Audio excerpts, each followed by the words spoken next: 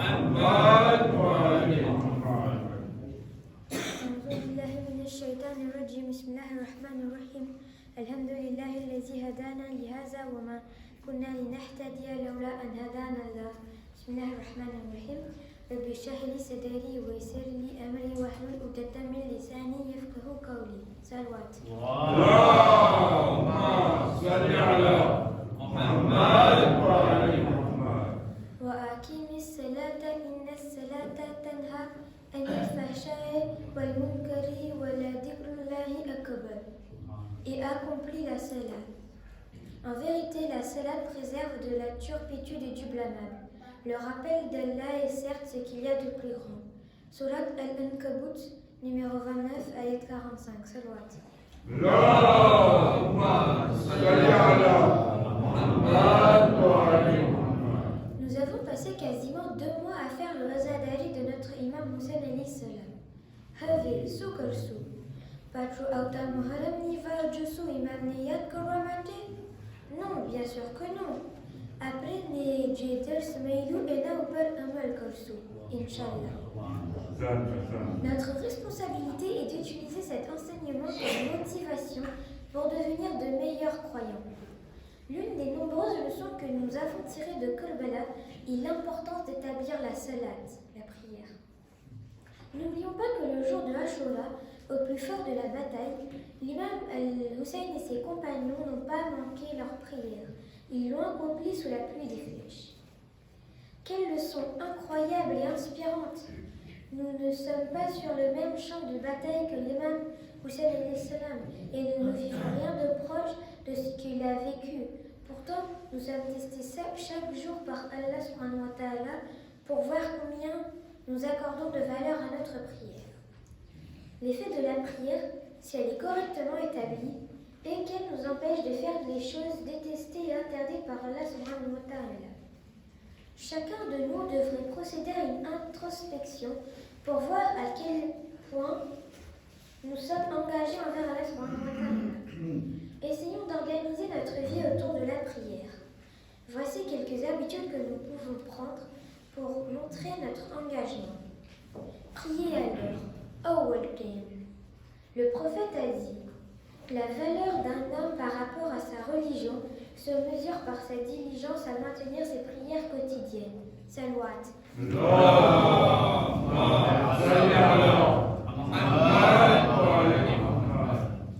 Nous devrions faire tous les efforts possibles pour accomplir nos prières à l'heure. Pourquoi? Premièrement, effectuer la prière aux heures prescrites montre notre soumission à Allah subhanahu wa ta'ala avec une attitude respectueuse et enthousiaste. Dès que le moment vient, le croyant se précipite pour l'accomplir. Ceci est différent d'attendre et d'accomplir la prière plus en retard, surtout s'il n'y a pas de raison valable à ce retard. Cette attitude impacte la valeur de la salat. Bien sûr, il y aura des moments où nous ne pourrons pas prier à l'heure, par exemple en voyage ou en cas de maladie, ou parce qu'on est bloqué dans un embouteillage. Mais dans ce cas-là, on devrait déjà réciter le razan à l'heure de la prière. Deuxièmement, les horaires ont été prescrites avec une sagesse derrière le temps imparti. C'est le moment où la miséricorde d'Allah subhanahu wa ta'ala se déverse sur tout l'univers. Et le croyant qui prie à ce moment-là la reçoit dans toute son intégralité. Il est entendu et répondu avec une intensité naturelle qui n'est pas présente à d'autres moments.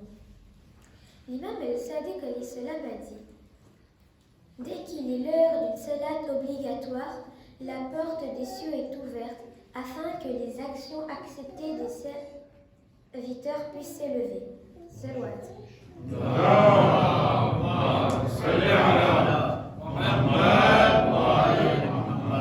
Troisièmement, comprenons ce que nous récitons. Beaucoup d'entre nous prient depuis des années, mais nous ne savons peut-être pas ce que nous disons à Allah subhanahu wa ta'ala. Imaginez à quel point nos prières deviendraient puissantes et efficaces si nous savions ce que nous disions à Allah subhanahu wa ta'ala. Une fois que notre prière est établie, elle produira l'effet qu'Allah a promis, c'est-à-dire qu'elle nous éloignera du mal. Ce sera également un moyen de montrer à Allah subhanahu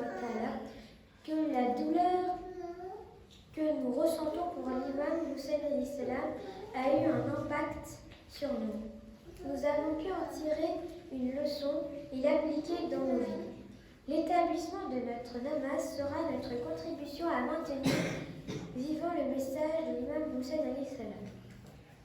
Gardons toujours en tête le hadith de l'imam Ali.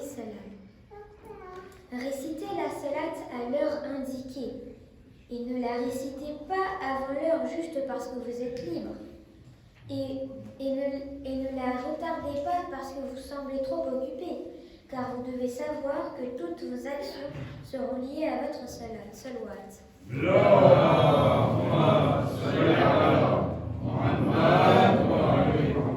Ce soir, nous sommes tous réunis pour Bibi, Massouma et Kou.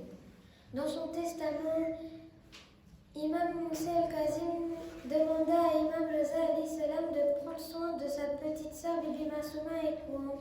Hélas, le méchant Mamoun força notre 8e imam à quitter Medina pour se rendre à Khurasan en Iran. Bibi Massouma et Kou est très chagrinée par le départ de son frère. Quelque temps après, Bibi Massouma et Kou décida d'aller rendre visite à l'imam Reza à Khurasan. Elle quitta donc Medina accompagnée de ses frères et d'autres membres de sa famille. Le voyage vers Khurasan est très difficile. Ils doivent traverser des déserts et des montagnes. Toutefois, Bibi Massouma reste forte, malgré la difficulté du voyage. Sur le trajet, un groupe d'hommes armés envoyés par Mamoun attaque Bibi Massouma et ses compagnons de voyage.